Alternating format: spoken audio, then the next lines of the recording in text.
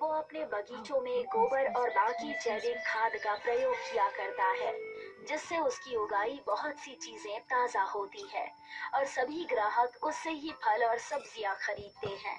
अरे दिवाकर बाबू, ये पपीते कैसे दिए? 50 रुपए के हैं। 2 पपीता दे दीजिए। ये लीजिए 100 रुपए। दिवाकर के पास ग्राहकों की कमी नहीं है, पर उसी के बगल में ठेला लगाए बैठे भैरव के पास दिन में सिर्फ 1-2 ग्राहक ही आते हैं, क्योंकि भैरव फल और सब्जियां उगाने के लिए रासायनिक खाद का प्रयोग करता है, जिससे उसकी उगाई चीजें ताजी नहीं होती और उसकी आमदनी भी कम होती है और इसी वजह से वो दिवाकर से जलता है। इसका जल्द ही कुछ करना पड़ेगा, नहीं तो ये मेरा पूरा धंधा चौपट कर देगा। भैरव कुछ सोचने लगता है। बहुत सोचने के बाद भैरव के दिमाग में एक आइडिया आता है। वो दिवाकर को फंसाने की साजिश करता है। दिवाकर भाई, तुम्हें पता है सरकार ने किसानों को सरकारी बीज देने की बात कही है। अरे ये तो बहुत अच्छी खबर सुनाई है भाई तुमने। अच्छे बीज मिलेंगे तो हम लोग और भी अच्छे से फल सब्जियां उगा सकते हैं। तो देर किस बात की है? चलो मैं बीज लेने जा रहा हूँ, तुम भी साथ में चलो। भैरव अपने साथ दिवाकर को ले जाता है और उसे एक सरकारी बीज भंडार से बीज के कुछ पैकेट्स देता है। बीज लेने के बाद दिवाकर वहां से चला जाता है और भैरव अपनी चाल चलता है। वो अखबार में खबर छपवाता है कि सरकारी बीज भंडार से एक आदमी ने बीज चोरी किए हैं। भैरव उस अखबार को लेकर दिवाकर के पास जाता है।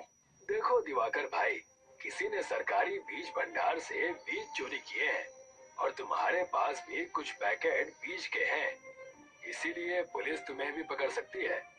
पर ये बीज के पैकेट तो तुमने मुझे दिए हैं ना?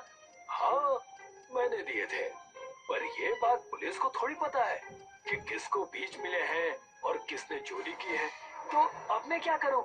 जब तक ये मामला शांत नहीं हो जाता, तुम यहाँ से कहीं दूर चले जाओ। पर मैं जाऊं कहाँ? मैं तुम्हें ले चलता हूँ। भैरव दिवाकर को लेकर दूर एक घने जंगल में जाता है, जहाँ पर एक अंग्रेजों के जमाने का जेल बना हुआ है। तुम कुछ दिन इसी जेल के अंदर छिपे रहो, बाद में मैं तुम्हें वापस बुला लूंगा। तुम्हारा बहुत बहुत धन्यवाद भाई, तुमने मुझे उस बेमतलब की आफत से बचा लिया।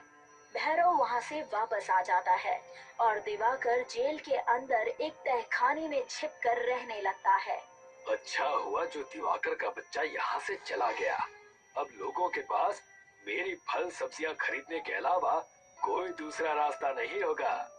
और भैरव महंगे दाम पर फल और सब्जियां बेचने लगता है। भाई साहब, आलू कितने रुपए किलो है? 100 रुपए किलो। पर ये तो बहुत ज्यादा महंगा है। मैं तो ऐसे ही बेचूंगा, नहीं लेना है तो जाकर शहर से खरीद कर लाओ। ग्राहक को मजबूरी में भैरव से सब्जियां खरीदनी पड़ती है। दिवाकर के न होने का भैरव पूरी तरह से फायदा उठाने लगता है। इसी बीच कुछ चोर शहर की एक बड़ी सुनार की दुकान से सोना चुराकर शहर से दूर जंगल की तरफ आते हैं। जंगल में चलते हुए उन्हें ये पुरानी जेल दिखती है। सभी आकर इस जेल के पास जाते हैं। इस सोने को छुपाएं कैसे? कुछ तो नया उपाय ढूंढना पड़ेगा। अगर पुलिस ने पकड़ लिया तो समझ लो जेल में चक्की पीसनी पड़ेगी। क्यों ना हम इस सोने को गलाकर ईंट बनाए और इसे जेल के बाहर से लगा दें। इससे पुलिस को कोई सबूत भी नहीं मिलेगा।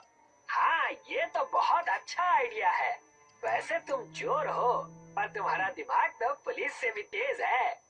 सभी चोर शहर से चुराए हुए सोने को आग से पिघलाते हैं और उनसे ईंट बनाने लगते हैं। चोर सोने से बनाई हुई ईंटों को जेल के बाहर से लगा देते हैं, जिससे पूरी जेल सोने की बन जाती है और चमकने लगती है। ये हुई ना बात। देखो, हमने अंग्रेजों की इस जेल को सोने की जेल में बदल दिया है। अब पुलिस तो क्या, सीबीआई वाले भी हमको पकड़ नहीं सकते। चलो यहाँ से चलते हैं और शहर जाकर मजे करते हैं। सभी चोर खुशी खुशी शहर के लिए निकल जाते हैं। हम सुन लिए भैया, इतना बढ़िया। कुछ दिन बीत जाने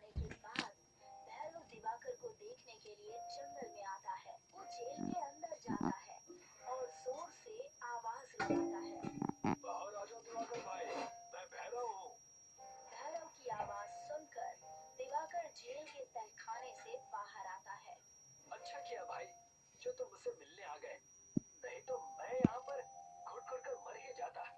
भैरव दिवाकर को देखता है और अपने मन में सोचता है, तू मर जाएगा तो मेरा तो फायदा ही फायदा होगा। भैरव के मन में दिवाकर को धोखा देने का विचार आता है। वो दिवाकर से कहता है, अरे भाई, क्यों मरने की बात कर रहे हो? अगर तुम्हारा दम घुट रहा है तो चलो मैं तुम्हें नदी के पास ले चलता हूँ। वहाँ पर कुछ देर ताजी हवा में बैठते हैं। वैसे भी तुमसे कुछ बात करनी है। दिवाकर और भैरव जैसे ही जाने के लिए मुड़ते हैं, तभी वहाँ से एक सोने की ईंट नीचे गिर जाती है, जिसकी आवाज सुनकर ये दोनों रुक जाते हैं। भैरव देखता है कि ईंट बहुत चमकदार है। वो पास जाता है और ईंट को उठाता है। ये तो सोने की ईंट है। भैरव जेल की तरफ नजर घुमाता है तो देखता है कि पूरी जेल सोने की ईंटों से बनी है। ये देखकर भैरव बहुत खुश हो जाता है। उसको खुश होता हुआ देख दिवाकर उससे पूछता है, क्या हुआ भाई, तुम बहुत खुश नजर आ रहे हो। भैरव ईंट को पीछे छुपाते हुए हड़बड़ी में कहता है, कुछ नहीं, तुम जाओ यहाँ से। पर तुमने ही तो कहा कि हम दोनों नदी किनारे ताज़ी हवा में जाएंगे और तुम मुझसे कुछ बात भी करना चाहते थे। मैं ये कह रहा था कि पुलिस ने उस चोर को पकड़ लिया है, जिसने बीज भंडार से सरकारी बीज चुराया था। अब तुम्हें कोई खतरा नहीं है। जाओ, अब तुम अपने घर जा सकते हो। ये तो तुमने दिल खुश करने वाली खबर सुना दी। चलो घर चलते हैं। नहीं, मुझे कुछ काम है। तुम चलो, मैं बाद में आता हूँ। ठीक है, तुम अपना काम खत्म करके आओ, मैं जा रहा हूँ। दिवाकर खुशी खुशी अपने घर के लिए निकल पड़ता है। दूसरी तरफ सोने की ईंटों से बनी जेल को देखकर भैरव खुशी से पागल हो जाता है। मेरी तो लॉटरी लग गई। कहाँ 50 रुपए की सब्जियां बेचनी पड़ती थी और अब करोड़ों का सोना मेरे हाथ लग गया है। भैरव जेल की दीवारों पर लगी सोने की ईंटों को निकालने लगता है रूही, और पास रूही, में पड़े एक थैले में रुहिया, सोने की ईंट भरने आवाज लगता है। चालू करना, आवाज। तभी शहर से सारे चोर वापस आ जाते हैं। अच्छा बेटा, तो हमने ये सोना क्या तुम्हारे लिए चुराया है? कौन हो तुम? अच्छा, हमारा सामान चुराते हो बस, बस, और बस। हमसे ही पूछते हो कि कौन हो तुम? ये सोना मेरा है। इसे पहले मैंने देखा है, पर इसे यहाँ तो हम लेकर आए हैं ना। भैरव चोरों की बात को अनसुनी करके सोने की ईंटों को थैले में भरने लगता है। लगता है ये ऐसे नहीं मानेगा। चलो इसके हाथ पैर तोड़ते हैं। तीनों चोर मिलकर भैरव को मारने लगते हैं। ये सभी लड़ाई कर ही रहे होते हैं कि तभी कुछ पुलिस वाले जो कि इस जंगल के पास से गुजर रहे थे, वो इन्हें देख लेते हैं। वो देखो, वहाँ पर कुछ लोग लड़ाई कर रहे हैं। चलो, जल्दी चलो। इंस्पेक्टर सोने की जेल के पास आ जाते हैं।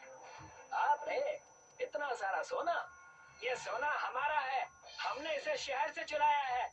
अच्छा, तो शहर में जो सोने की चोरी हुई है वो तुम लोगों ने की है। हवलदार, इन सबको गिरफ्तार कर लो। इंस्पेक्टर साहब, मैं चोर नहीं हूँ। अगर चोर नहीं हो तो ये सोना थैले में भरकर कहाँ ले जा रहे थे? इंस्पेक्टर सभी चोरों को और भैरव को जेल में बंद कर देता है और सारा सोना ले जाकर शहर में उस सुनार को वापस कर देता है, जिसकी दुकान से ये सोना चोरी हुआ था। दूसरी तरफ दिवाकर मेहनत करके अपने खेतों में फल सब्जियां उगाता है और अपनी जिंदगी खुशी खुशी बिताने लगता है।